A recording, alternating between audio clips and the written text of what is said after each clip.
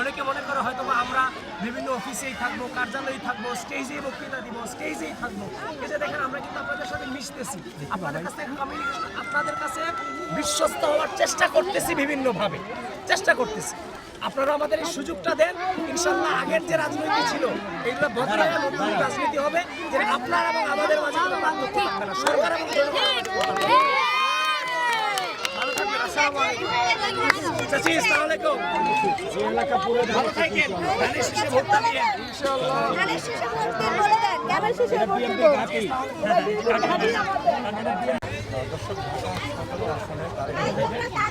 ভাইয়া একটু পিছিয়ে ভাইয়া। সবাই পাবে, সবাই পাবে ভাইয়া। এই যে আরেকটা লেবি আছে, এই যে আরেকটা লেবি, এই যোগে দাও। এই মুহূর্তে আমরা রয়েছি করাইল যে বস্তি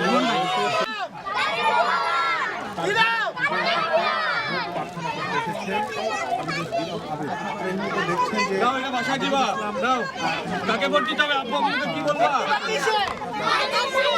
ভোট দিব কিসে? ভোট দিব কিসে? ভোট দিব কিসে? ভোট দিব কিসে? ভোট দিব কিসে? এই যে নাও, এটা নাও, এটা বাসায় গিয়ে দিবা, নাও। তারেক রহমান। তাদের জন্য তিনি কিন্তু আলাদাভাবে চকলেট নিয়ে এসেছেন।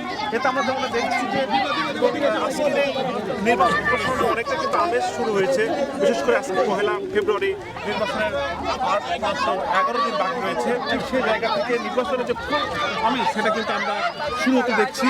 ইতিমধ্যে দেখছেন আবুল ইসলাম তিনি কিন্তু হাসি মুখে, অর্থাৎ বয়সে যারা ছোট রয়েছে তাদের এবং হাতে চকলেট বিতরণ করছেন।